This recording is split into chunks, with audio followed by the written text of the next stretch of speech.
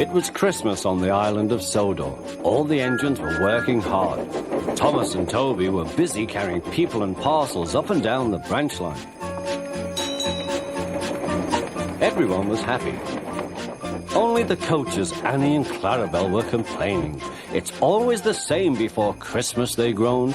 We feel so full, we feel so full. Oh, come on, said Thomas. Where's your festive spirit? Christmas Day is almost here. By the side of the track was a lonely little cottage with a familiar figure waving to them. It's Mrs. Kindly, whistled Thomas. Peep, peep, Happy Christmas. Thomas always felt better for seeing her. Christmas just wouldn't be Christmas without Mrs. Kindly. When work was over, Thomas went to see the other engines. All their coats had been polished. Ha, said Gordon, just look at us. Your driver will have to work fast to get you as smart as us.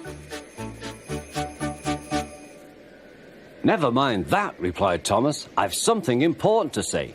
Do you realize it's a whole year since Mrs. Kindly saved us from a nasty accident? You remember when she was ill in bed and... Yes, of course, interrupted Edward. You told us how she waved her red dressing gown out of her window to warn you about a landslide ahead. And you and Toby gave her presents, Percy joined in. And the Fat Controller sent her to Bournemouth to get better. But, said James and Henry together, the rest of us have never thanked her properly. Exactly, said Thomas. So now I think we should all give her a special Christmas party. Everyone was getting very excited, and the drivers felt sure that the Fat Controller would agree, as indeed he did. The engines were all busy making plans when silence fell. The Fat Controller had bad news. The weather's changed badly. Mrs. Kindly is snowed up. Toby says he'll help to rescue her. You must help too, Thomas. There's no party unless you do. Thomas hated snow, but he said bravely, I'll try, sir. We must rescue her. We must. There's a good engine.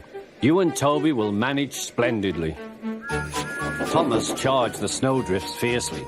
Sometimes he swept them aside. Sometimes they stuck fast, and the men had to loosen them.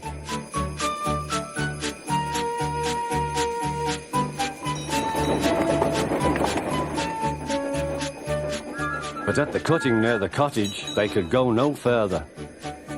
Look at that, exclaimed Thomas's fireman. Peep, peep, peep. Here we are, whistled Thomas. An answering wave came from an upstairs window.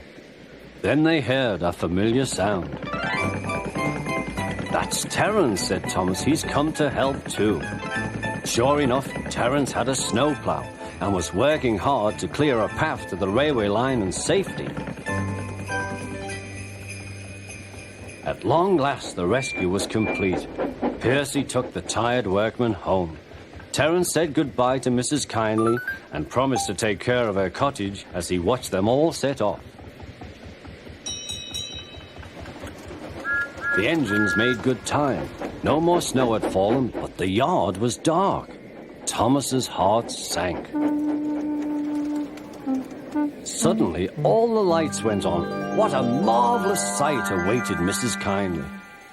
Well done, said the Fat Controller. I'm really proud of you all. Mrs. Kindly especially thanked the smaller engines. Thomas and Toby are all friends, she said. And now, Percy, you are my friend too.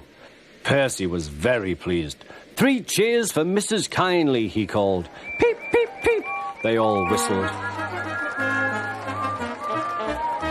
We wish you a Merry Christmas. We wish you a Merry Christmas. We wish you a Merry Christmas and a Happy New Year.